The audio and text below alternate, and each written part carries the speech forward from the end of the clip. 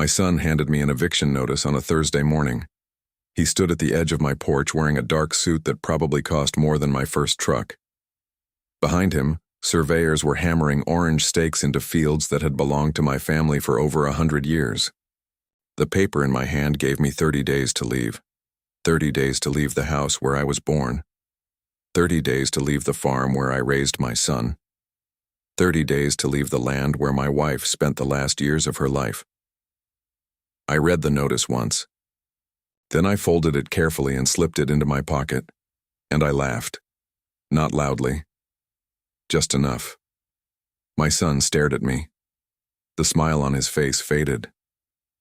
"What are you laughing at?" he asked. I looked past him toward the fields. The same fields my grandfather worked until his hands were permanently bent from years of labor. The same fields my father fought to save during droughts. The same fields my wife loved so much that she asked me to scatter some of her ashes beneath the old oak tree. Then I looked back at my son. "I'm surprised," I said quietly. "Surprised by what?" "That you think you've already won." His jaw tightened. For a second, neither of us spoke. The wind moved through the grass between us.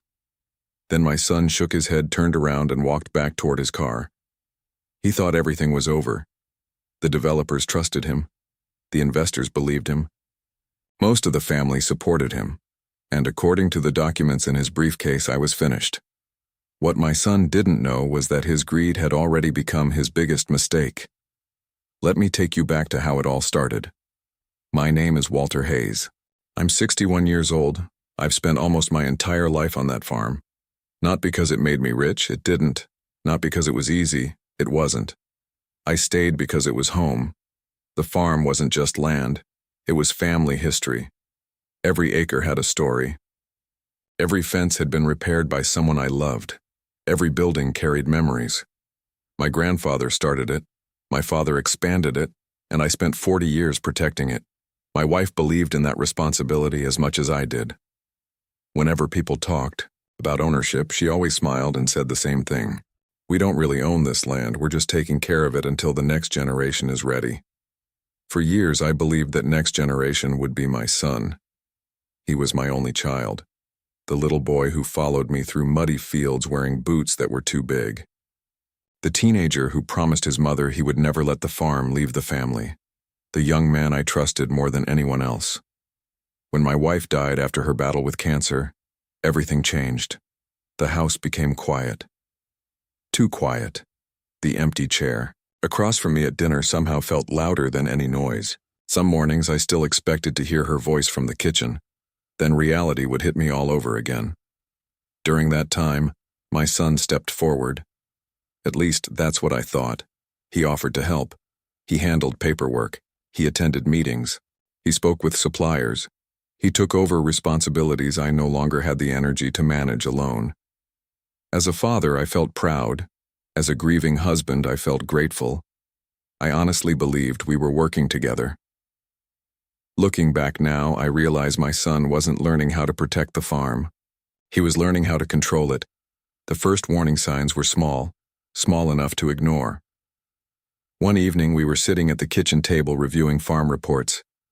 My son looked out the window toward the fields. "You know this place is worth a fortune." "It always has been." He shook his head. "No, Dad, I mean serious money." I looked up. "What are you talking about?" "Developers would pay millions for this land." I laughed. "And then what?" "We'd never have to worry about money again." I closed the folder. Nobody in this family ever farmed because of money. My son rolled his eyes. That's exactly the problem. The comment bothered me, but I convinced myself it was just a difference in perspective. Different generations, different priorities. At least that's what I wanted to believe. But the comments never stopped.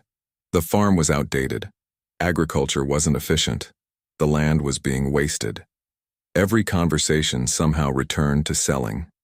Whenever I talked about preserving the farm, my son talked about profit.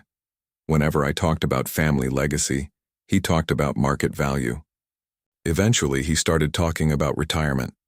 At first, it sounded caring. You've worked hard enough. You should slow down. You deserve a break. But over time, the concern disappeared. The suggestions became pressure. The pressure became criticism. One afternoon after I rejected another proposal to sell land, my son slammed a folder onto the table. You know what your problem is? I looked at him. What? You refuse to move forward. I sat quietly for a moment. Then I pointed toward the fields outside. No. His eyes narrowed. No what? My problem isn't moving forward. I looked directly at him. My problem is forgetting what matters. For a brief moment, anger flashed across his face. Real anger. Then it disappeared. That was the first time I realized something important. My son wasn't frustrated because I disagreed with him. He was frustrated because I still had authority. After that, things started changing. Meetings happened without me. Reports stopped arriving. Important decisions were made before I even knew discussions had taken place. Whenever I asked questions, I got the same answer. Don't worry about it. At first, I accepted it. Then I started noticing a pattern. One afternoon, a neighbor stopped me outside the feed store. How are you doing, Walter? I'm fine. He hesitated. Then he looked uncomfortable. Ethan mentioned you've been having memory problems. I stared at him. What? His face immediately turned red. I shouldn't have said anything. But he already had. Over the next few weeks, I heard similar comments from relatives, friends, and neighbors. Apparently, my son had been telling people I was becoming forgetful, that grief was affecting my judgment, that I wasn't managing things the way I used to. Small mistakes became evidence. Normal signs of aging became concerns. People started questioning me, and slowly, without realizing it, they started trusting my son more than they trusted me. That hurt. Not because strangers doubted me, because my own son had planted those doubts. The manipulation kept growing. Relatives called him instead of me. Neighbors asked for his opinion first. Family discussions happened without me. For the first time in my life, I felt like a guest on my own property. Then I started noticing developers, expensive trucks, men carrying maps, people walking sections of land that had nothing to do with farming. Every time I asked about them, my son had an answer ready. Environmental studies, infrastructure reviews, planning assessments. None of it felt right. But I still wanted to trust him. Then everything changed. One afternoon, I was driving home from town when I saw a large sign beside the road. Future site of Hayes Ridge Estates. Luxury homes coming soon. My stomach dropped. I pulled the truck over immediately. A neighbor walking nearby smiled. Congratulations. I looked at him. For what? The development project. His smile vanished. He suddenly realized I had no idea what he was talking about. That evening, I confronted my son. For the first time, he didn't deny anything. Instead, he spread documents across the kitchen table. Brochures, investor presentations, architectural drawings, development contracts. Everything had already been arranged. Without my approval. Without my knowledge. Without my permission. I sat there staring at the paperwork. My son watched me carefully. Almost like he wanted a reaction. Like he wanted me to lose my temper. But I didn't. Because deep down I felt something worse than anger. I felt betrayed. The little boy I had taught to drive a tractor had been lying to me for years. Months later, my son held a public meeting. Developers attended, investors attended, community leaders attended. My son stood proudly at the front of the room speaking about growth and opportunity. Then someone asked about me. He smiled politely. My father understands it's time for the next generation to lead. The room nodded. People smiled. Some even applauded. I sat quietly in the back. My son never looked at me once. The humiliation wasn't loud. It was worse than that. I was being erased. Then came the eviction notice, and after that came the worst betrayal of all, a guardianship petition. According to the documents, I was mentally incapable of managing my affairs. According to the petition, I needed supervision. According to the petition, my son should take control of my life. I sat alone in my kitchen reading those papers, again, and again, and again. My hands shook, not from fear, from disappointment. Everything finally made sense. The rumors, the meetings, the manipulation, the development plans, the public image. None of it was accidental. My son wasn't trying to help me. He was trying to remove me. That was the moment everything changed. I stopped defending him. I stopped making excuses. I stopped pretending this was a misunderstanding. My son loved what I owned more than he loved me. Once I accepted that truth, everything became easier. I hired an attorney, reviewed old family records, examined documents that hadn't been touched in decades, and then I found something my son had never bothered to learn. Years earlier, my grandfather had created a protected agricultural trust. Inside that trust sat the most valuable part of the property: the mineral rights, the water rights, the development rights.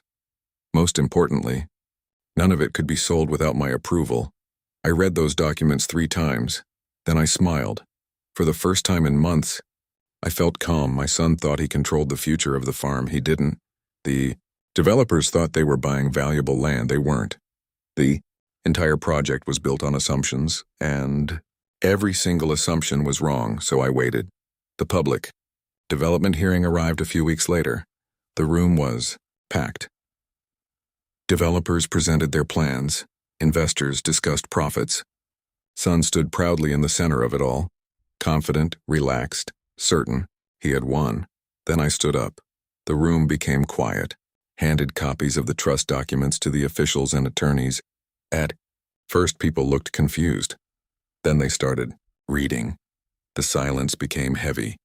Questions started, then more questions, then panic. Developers realized they didn't actually control what they thought they controlled. Investors realized critical information had been withheld. Lawyers started making phone calls before the meeting even ended.